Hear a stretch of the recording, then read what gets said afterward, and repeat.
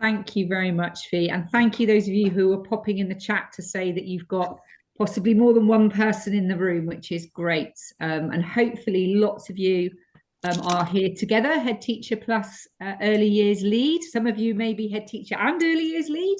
But welcome to everybody to our launch of our whole education early years school improvement programme. My name is Amy Joins and I lead the programme for whole education. I have two roles in whole education. I lead the early years programme and I also lead our work that we do with local authorities, some of which also do the early years programme. But lots of that work with local authorities is around special educational needs. And I've worked with whole education for just over a year and have worked with pretty much around 100 schools now on the early years programme right the way across the country, which is fantastic and has been a great sort of year. We did a pilot year of the early years programme the year before, and I kind of joined just at the end of that, and then we've run a whole year this year, which has been fantastic. And we'll talk a little bit more about how the whole year of the programme looks in a moment. So prior to joining whole education, my 28 or so years before that was almost entirely in schools, with a few years working in different local authority roles, including head of school improvement. I started my life as an early years teacher and went all the way through and ended up as a secondary school head teacher. So a wide range of experience, and I don't quite work full-time for whole education. On my other day, I work with pupil referral units, which I absolutely love, and it's really nice to kind of be right at the chalk face a day or so every now and then. So that's brilliant. And also in the session today, we have got our expert, Sarah Quinn, and I will let Sarah introduce herself a little bit in a moment when she comes over. When she comes on, and Fee in the background, who's amazing person for whole education, who does all of our logistics. You'll have all had emails from Fee. She makes sure everything's set up and makes sure I do what I'm supposed to do as well. So thank you very much, Fee, for getting everything set up for today and for joining us. Thank you, Sarah. Some of you I know are already familiar with whole education. Some of your schools are working with our programs on special educational needs, which is great. So you'll be fairly familiar with this setup and with the tools that you'll be using through the program as well. And for those of you who don't know anything about whole education, our mission really is about growing networks of confident and capable leaders who build schools that provide a rigorous education so that everyone thrives. And it's very purposely not just about children thriving in schools, because our adults need to thrive as well, don't they? And so our work is very much with leaders within schools right the way across all leadership roles in schools, multi-academy trusts and local authorities, to grow confidence and skills and capability in those leaders to enable them to do the fantastic and critically important jobs that you all do. Sarah, thank you. We have today got two multi-academy trusts joining us, which is fantastic. So we have St Bart's, and we should have representation from 21 schools, and Pennines Academies. And I know St Bart's have already been using our SEND programme, and Pennine are about to launch on that programme as well. And as I said, we've got a range of local authorities and MATs already working with us. And some of those have done 2 years with us now on the early years programme, and some of them have just done 1 year. And what's been great over the course of the last year is that network growing and more people attending sessions and sharing practice and being able to really draw out some incredible expertise that is sitting in our early years provisions across the country, and getting people to meet up and link and work together on things has been a real privilege to facilitate and to watch. Thanks, Sarah. And as I sort of mentioned earlier, in terms of our sort of vision around what a whole education looks like, it is very much about knowledge, skills and dispositions. There is absolutely a place for knowledge, but skills and dispositions are incredibly important, as you will know, in all of our learners, all our children, and of course in our adults. We're all learning every day as well. I had my head of teaching and learning when I was a secondary head, who constantly was saying every day's a learning day, and she's absolutely right, isn't there? There's always things that we are learning. But really importantly, a part of a really key focus for us in whole education is giving both children and adults agency in that learning and making the learning relevant. You know, our world is changing all of the time, isn't it? And so for people to be able to own that, and it not always to be driven by people who don't understand the world in which our young people are growing up in, is really important. And particularly, you know, in this day and age, understanding what that looks like, not just only in our local communities, but globally as well. The impact that we can have on our whole globe is vitally important. Certainly today on, I think it's World Earth Day or something today, isn't it? So, which is Environment Day. So it's great to mention that as well. Thank you, Sarah. So just a little bit of housekeeping. As you know, we're recording the session. If you can keep your cameras on, that is great, because it is lovely to kind of see faces and be able to interact and also use the chat. Sarah will be doing a kind of core part of the delivery today, but I'll be keeping an eye on the chat for people. If you want to raise any questions, make any comments, please do that. And it's really important as well that as part of this, you engage and participate, ask questions, please do make comments. We are going to split into breakout rooms to give you a chance to kind of chat in smaller groups and to reflect on some of the learning that is taking place. And also as part of that, you know, be really honest and open. It's one of the things that's really important for us, as you will know as teachers, is that we have kind of feedback so that we can continually improve everything we're doing in order to achieve our mission. Thank you, Sarah. So I'm sure some of you have already kind of had a little look at the programme on the website and the materials that your leaders have shared with you. The programme that you're about to kind of embark on really is about you as leaders of early years, whether you are a school leader who is promoting early years and the importance of that phase, critically important phase of a children's journey when they first come into school, and those very first experiences they have on what becomes a 14-year journey through the school system. So it's about enhancing your leadership and how you do that working together as a kind of peer group.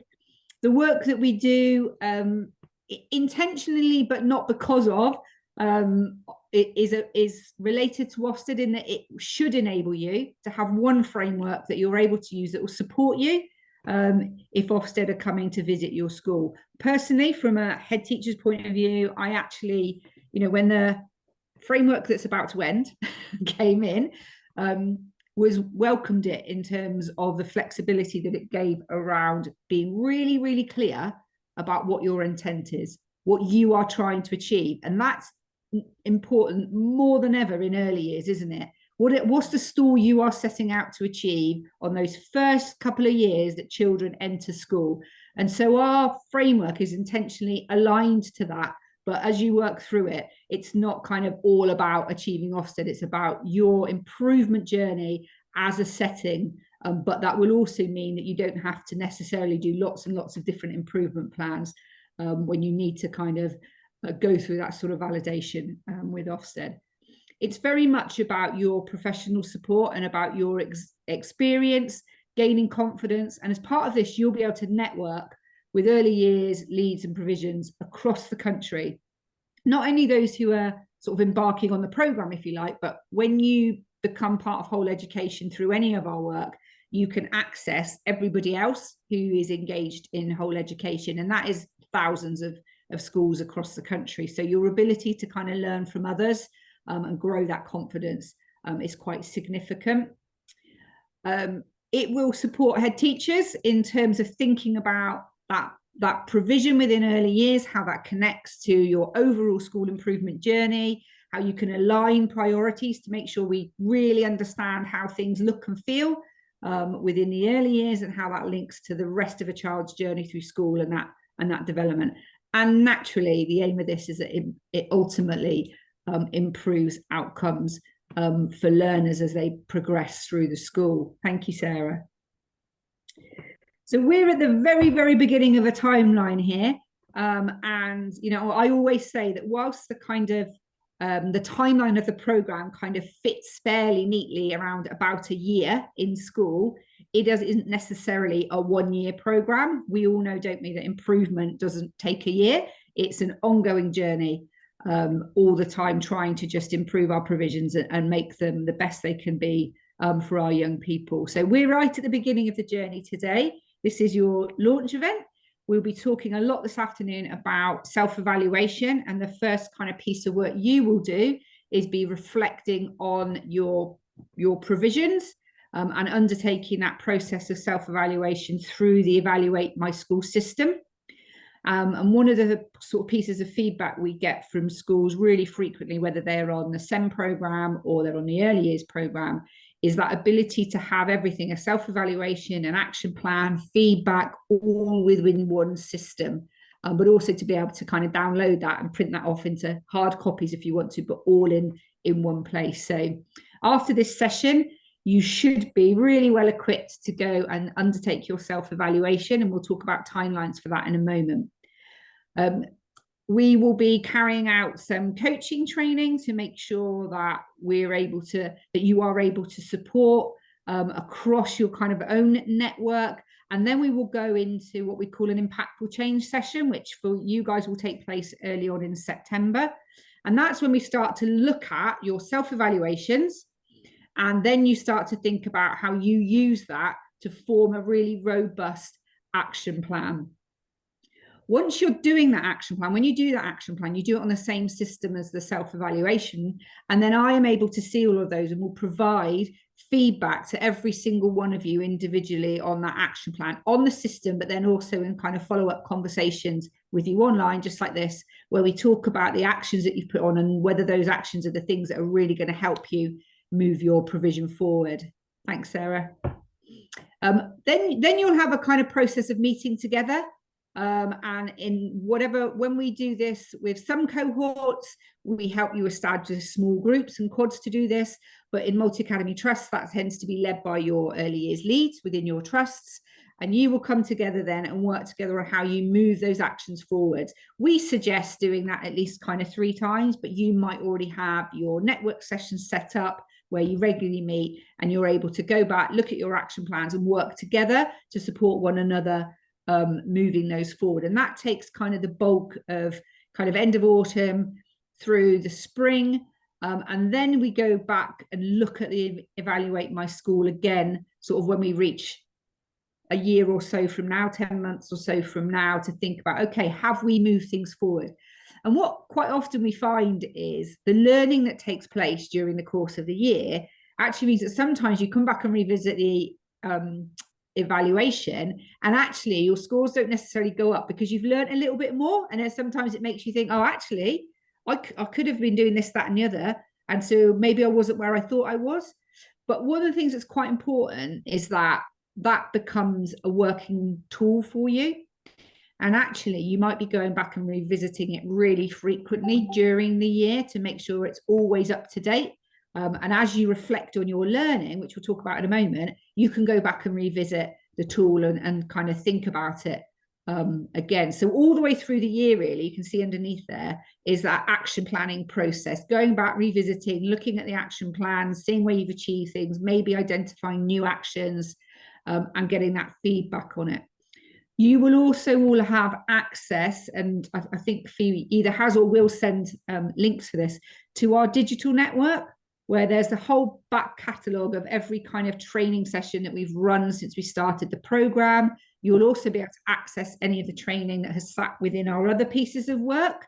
And we'll talk a little bit about that later on and show you how to use that digital network and access CPD. And then there's kind of support that you will get both from us, but also from within your own multi-academy trust. So there we go. Thank you, Fee. The link to the digital network was in the invite email for today. So if you've not joined that yet, I would strongly suggest you have a look for that email and you go back and make sure you get yourself onto the digital network. And the other thing that you will do from the digital network is register for any training events that are coming that we're running online, and there will be at least 7 of those over the course of the year. You don't have to attend them all. Kind of the point of the action plan is you look at where are your priorities, that then helps you decide and design for yourself what the training is that you want to attend during the year. We run all of that online and it's recorded, which means that you can register for it. You can get the recording. If maybe the time doesn't fit because it clashes with a parents' evening or something else, then you can go back into the digital network and watch it later. So it's all there available for you. Thanks, Sarah. So some key dates for you guys as this June 25 cohort. We've obviously got our launch today. After today, you can go on to the Evaluate My School system, which you've been set up on, and you can start to work through your self-evaluation. The best way of doing that is doing it together as school leader and early years lead. So you can really think and reflect together, and kind of two heads is always better than one, isn't it? And think about where you feel you are, and Sarah will go into that in far more detail in a little while. So you'll kind of spend the next month or so doing that piece of work. And then in the spring and the autumn term, we will have our impactful change session, where we'll start to talk about how you then use that to form a really strong action plan. And what we always suggest, and your leads will have had this information already, is that you do that together. You are together in a room as early years leads, and we work through that training together. And then your action plans need to be completed somewhere around half term. So again, got a kind of month or so on doing your action plans. And your leads will talk to you about, after the impactful change session, about the best way to do that. Because what you don't want is 72 actions to work on. You need to be really clear about kind of what are the things that are important and prioritize. You'll then get feedback, as I was saying, on all of those action plans. And then during the course of the year, you can meet together as networks, and you can attend all of our expertise into practice sessions, which are our kind of online CPD sessions. Thanks, Sarah. And just to give you an idea of what those look like, this was the expertise into practice program for this year. And all of our CPD sessions we do online, we align to the evaluation tool framework. So if you've got a particular area that is a priority for you, you can immediately see how that links into a training session that's available. And when you go onto the digital network, they're all set up under those same headings as well. And what we tend to do is look at the things that people are saying to us within the program that they would really value support on during the next kind of year. And last year, there's very definitely a theme around kind of relationships and that, and transitioning, and also about interaction. Lots and lots of things about children coming into school with really low levels of communication. So we built the program around the feedback that we received. And so thank you, Sarah. The whole kind of structure, as you can see, is very much based around the idea of action research. It's about you understanding and kind of reviewing, your skills, expertise, confidence as a leader, and planning forward in terms of what are the things that you want to achieve during the year, how do you want to improve provision, and then a lot of doing in terms of going away, finding the CPD, accessing that through our digital network, doing some study around that, and then making sure that that impacts on the things that you are doing and the actions that you take within your settings. And just to have a very brief look at the kind of structure of the self-evaluation tool, Sarah. Thank you. You will have seen from the kind of CPD element, it's set up on those 7 areas that you can see with those kind of donuts over on the left. And this is what Sarah's going to go into much more detail with in a moment. But just to give you an example, you'll kind of go through a series of statements, and it'll give you a bit of a loose score around where you are in terms of your own self-evaluation. You will then write some actions. And on the right-hand side there, you can see one of the statements within the tool. Underneath that, somebody there has written an action. And then underneath that is where my feedback will come on the kind of how that action will help, and potentially giving you some links as well of things that you can read that might help you achieve those actions as you move forward. So that's kind of how that tool works. It's all sat there really neatly in one place. You can go back and you can tick actions afterwards as well to say, yep, we've achieved that. But I am going to hand over to Sarah in a moment, who's going to talk a little bit in a lot more detail, in fact, later on, to help you kind of walk through that process of self-evaluation, which is the next important part of this journey. So I will kind of come back in a little bit later. I am going to hand over to Sarah, who's going to take you through the next part of the session. Thank you, Sarah. Hello. Hi, thanks, Amy. That's brilliant. Hello, everybody. How are you feeling? Not long till summer. Have you got enough energy to keep going? Yeah, we have. Right. So I'm going to give you a quick overview while you've got your senior leaders with you. And then you will have a little bit of a break, and early years leaders, you'll come back and we'll go into self-evaluation, early years practice, all sorts of bits and bobs in a bit more detail. So I hope it's going to be a useful session for you. So I'm Sarah. I've done this program with Whole Ed now since the start, actually. And I love working with Whole Ed. They've got such a great philosophy. I come from an early years background, you'll be glad to know. They haven't just dragged me off the street. And I've worked in education my whole career. I now run a consultancy company looking at early years and primary education, and in particular the leadership of early years and primary education. So I'm going to whiz you through some little bits and bobs now. Feel free to throw some stuff on the chat if anything pops into your head. So children are changing. I mean, you must have noticed the last few years baselines are getting lower and lower, and actually we're at a pretty critical time, I think, at the moment. We're seeing children who don't achieve a good level of development because of something in one of the prime areas, and that is not acceptable, is it? Communication language is an issue.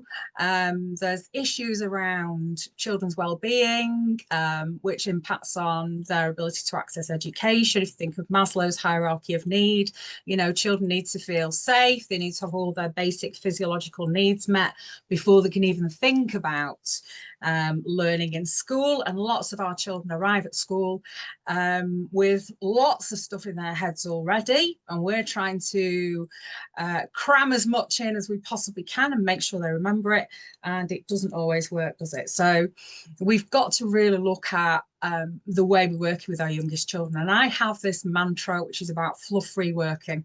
Get rid of the stuff that doesn't have a direct impact on children's learning, development, well-being, etc. Quite often I'll go into a school and they'll say, you know, that there isn't enough time in the week to deliver the curriculum. And when we look at the curriculum, it's so full of unnecessary fluff. We can strip it out and just focus on that direct trajectory for the children to actually achieve what they need to achieve, and get them to the early learning goals. When we do that, we see easier transition into national curriculum, as you all know. So what's it looked like nationally in the last couple of years? It's not really changed that much, has it? And again, you know, one of these things I always say that if 70% of our children are keeping pace with the delivery of the curriculum is right and is written using the children's context to meet their absolute needs. And it's not far off 70%, but for me, 70% is a minimum.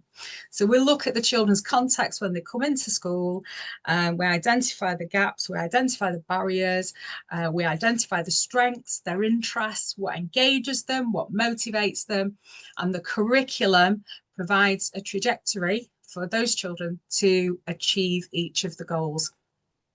And this is where we end up with this priority around fluff-free working, re-evaluating the curriculum and stripping out the things that don't have an impact. And you know, you can't have a curriculum that meets everybody's needs every single year. Every year you are rewriting aspects of your curriculum. You're bringing things in, you're getting rid of things, because cohorts are all so different year after year after year. And actually some of the issues that our children are facing at the moment mean that we do have to focus on priorities we perhaps haven't looked at before, like self-regulation. Massive aspect, isn't it, at the moment? And there's quite a few children where I've had conversations with early years teachers and leaders recently, There's quite a few children where teachers are saying, well, they can't have the goal because they have a tantrum on a Friday afternoon. And I'm like, well, actually, is that right? Because they are 5, you know, isn't that just part of their natural makeup as children? I find it hard not to have a tantrum on a Friday afternoon when I'm tired and hungry. So we have to look at it as well in the context of the child. Excuse me.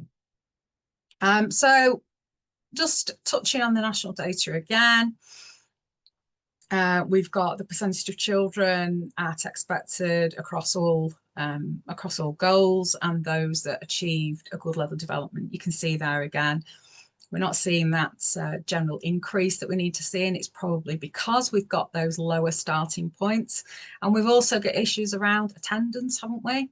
And attendance does directly impact on children's well-being. It impacts on their ability to know and remember more, develop essential skills. So attendance, I think, in the next inspection framework will become a huge focus. It actually has its own little section. Has everybody had a look at the new proposed inspection framework? If you haven't, have a look. Just Google Ofsted proposed school inspection. It's really, really quite interesting. And it does indicate that shift in priority around outcomes, but also things like attendance and behaviour. So this is what it looks like at the end of last year around each of the aspects within the EYFS, and you can see their writings at the bottom again. It's always at the bottom. It needs to move. There's a few schools that I've worked with recently where we've actually looked at writing as the ultimate priority, and we've drawn all of the areas of learning into that journey to become a writer. So we've stripped out anything that doesn't impact. We've looked at the physical development, the social development, imagination, knowledge, and just really built that whole program around becoming a writer. And we are seeing the impact of that. Does anybody use Greg Bottle's Drawing Club? Oh my goodness, how great is that? That has revolutionized writing for children in early years, hasn't it?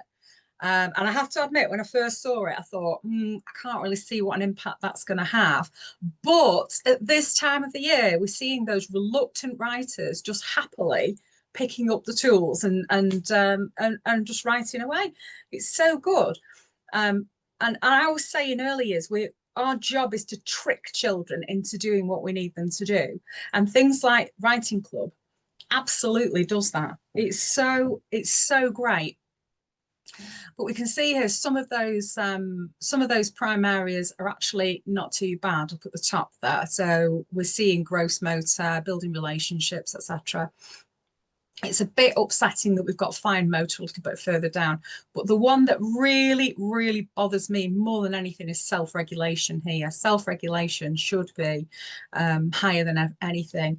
And you'll start to see more reference to executive functioning and self-regulation being explicitly taught within early years and across primary, actually. I know Education Endowment Foundation are actually doing a piece of research at the moment about the explicit teaching of executive functioning in early years. So watch out for that. So really, you're looking at what your data is telling you, and you'll have a pretty good idea at this time of the year. Of course, when your profile information goes in, you'll have a better idea of what your main issues might need to be to feed into your action planning, your self-evaluation, your action planning for next year. So some of the issues that we sometimes see are fine motor, like I've said, self-regulation issues, but we also still see that boy-girl gap in writing. And there needs to be something to address that, because when we start to look at the trajectory from the start, the pathway for boys and girls sometimes needs to be different. Girls tend to have that intrinsic motivation, whereas boys tend to need the extrinsic context and purpose. You know, why am I doing this? What's it for? What's it going to do for me? So once we provide those quite bespoke trajectories for children, we can see the impact of those things on our assessment information. So when you start to do your self-evaluation, you'll notice it falls under these headings. So we've got the intent, which is the rationale that sits behind everything that you do, and your curriculum trajectory. We've got the implementation. How do you put all of that into place?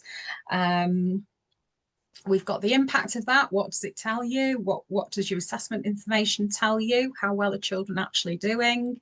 Working with families and communities, how are we drawing in the whole community into the children's trajectory of learning? The effective use of adults. And I have to say, this is one that really irritates me a little bit, because we tend to see a big shift in staff in early years, particularly throughout the year. People get taken out to deliver interventions, or they're taken out when staff are not in school and they're taken to cover classes. And we also tend to see, and I'm not suggesting it's happening in any of your schools, but sometimes we see the less effective support staff being popped into early years, or we see staff who really don't want to be playing with children popped into early years. And as you know, working in early years takes a particular type of person, somebody who really likes children as a number one. And as a number two, someone who really doesn't mind playing. So, you know, that's your baseline, isn't it? And then we have things like, you know, can they wipe children's noses without heaving? Can they mop up a bit of wee and sick and poo? Can they do all those things?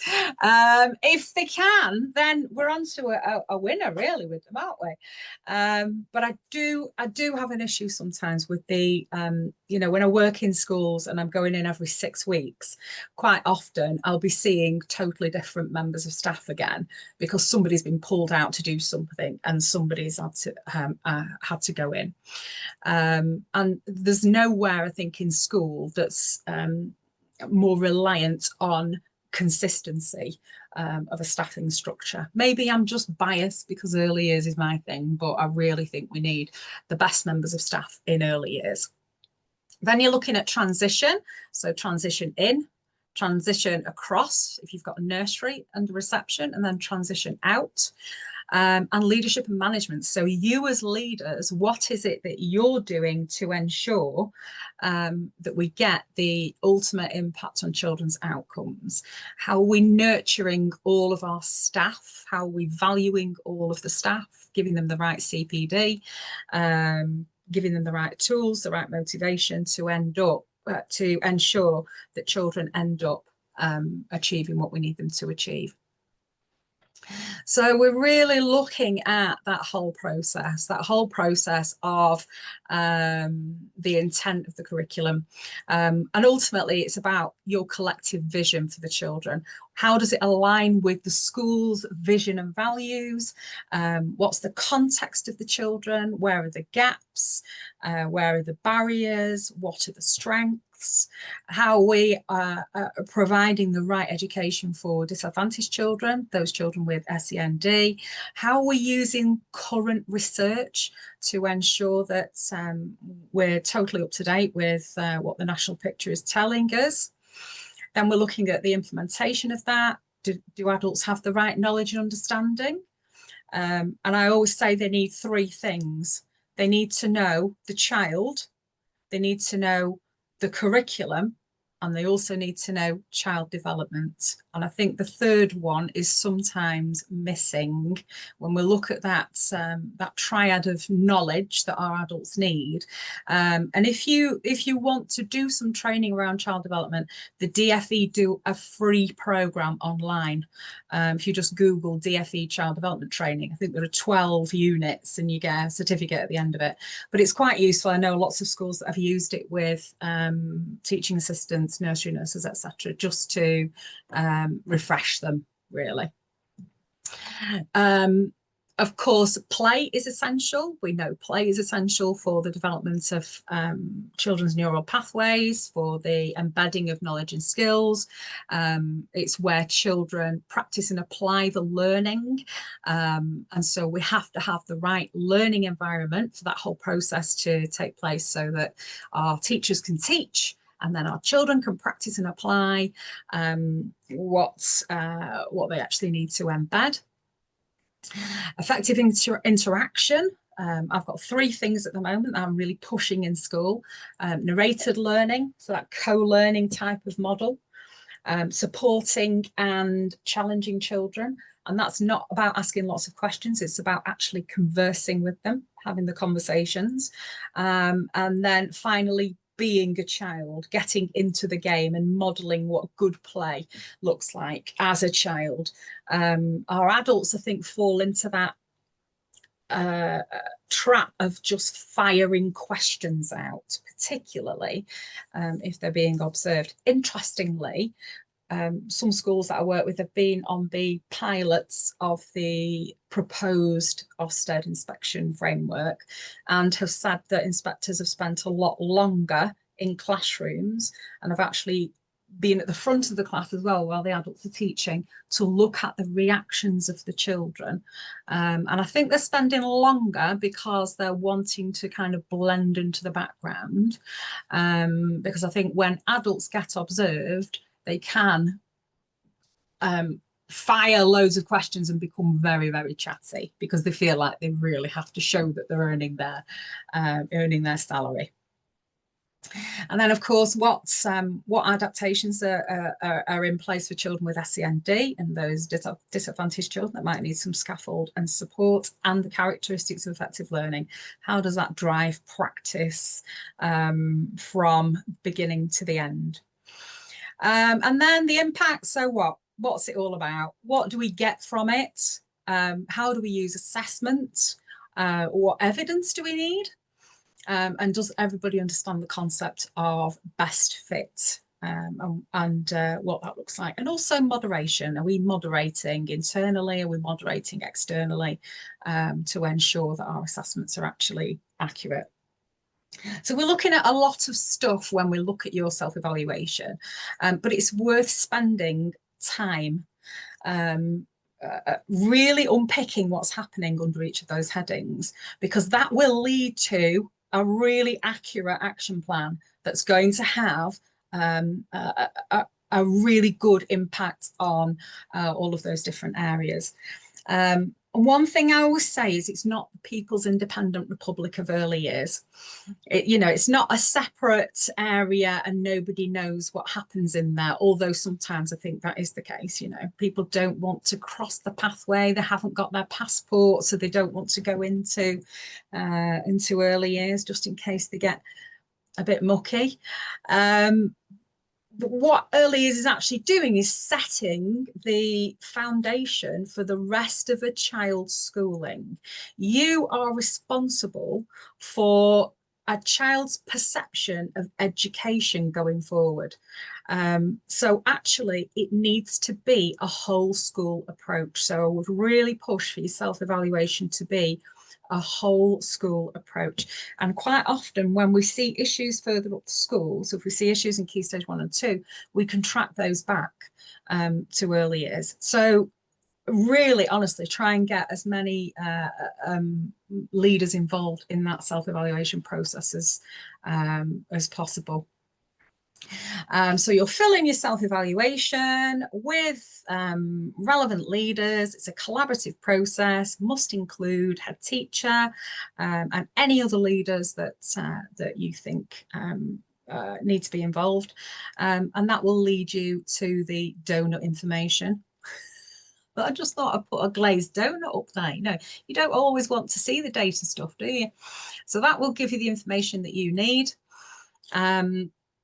It's going to be presented to you in a number of different ways. It's not only presented in donuts. That is right, isn't it, Amy?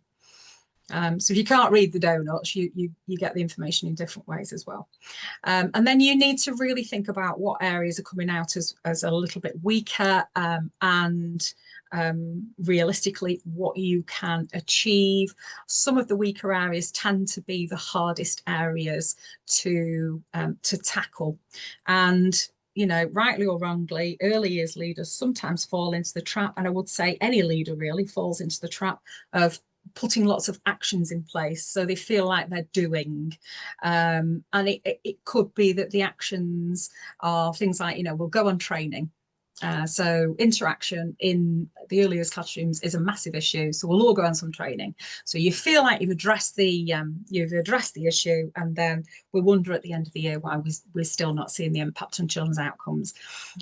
Training, yes, absolutely go on the training, but there needs to be something that's followed up from that training. So what is it we need to see in the classroom from that training? Who's going to monitor it?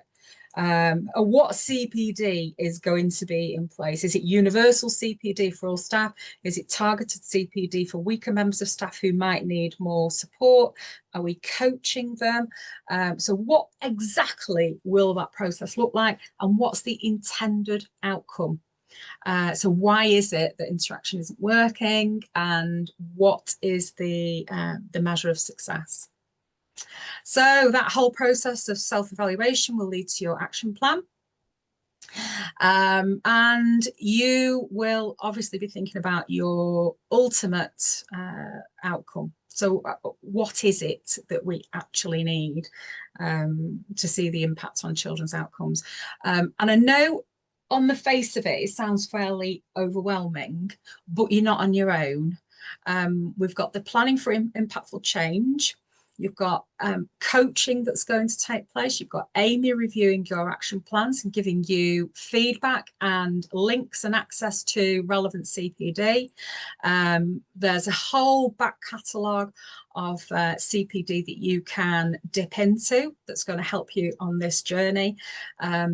So hopefully what's going to happen is that you will feel that you have also been nurtured through the coaching process, and you will feel that you are totally valued, and there is a huge recognition that it starts with high quality staff. So please take advantage of the coaching. I think that's going to be the thing that's really going to enable you to evaluate your own practice and really, really look at what you need to be the best you can possibly be. And do use the CPD. It's all there. It's all available for you. And if there's anything that you think you need as well, I'm sure, Amy, you're open to an email, aren't you? You know, we need X, Y, and Z. You're open to finding something, or, you know, throwing something into the mix. Yeah, 100%. And when we do the every person will have a call from me when we've done the self-evaluations, and that's a chance as well to talk about kind of what might be useful, what might be helpful, but also for us to kind of get a bit of feedback to make sure that we form the year's programme in terms of CPD and online support in a way that's going to be really helpful for you. So absolutely, please let us know kind of the things that you would benefit from. And it's great because, you know, there's a recognition that you don't have the time to go searching for all of this stuff. So Whole Education are doing the legwork for you. They're going to just drop it into your lap, and it's going to have a massive impact. So please take advantage of it. Okay, so I'm aware that that was a very fast whistle-stop tour. Has anybody got any immediate questions before our head teachers leave us and we have a little break? No, if you think of anything while we're having a break, pop it on the chat, and we can have a look and see if we can answer some of your questions. Is that okay? And I think we're bang on time, Amy, so 2 o'clock. Perfect. Wonderful. So we'll Amazing. see you back at 2 o'clock, if that's okay. Thank you, head teachers, for joining. Nice to see everyone. Thank you. Thank you very much, head teachers. Thanks, Sarah. See you in a minute. Okay, thank you.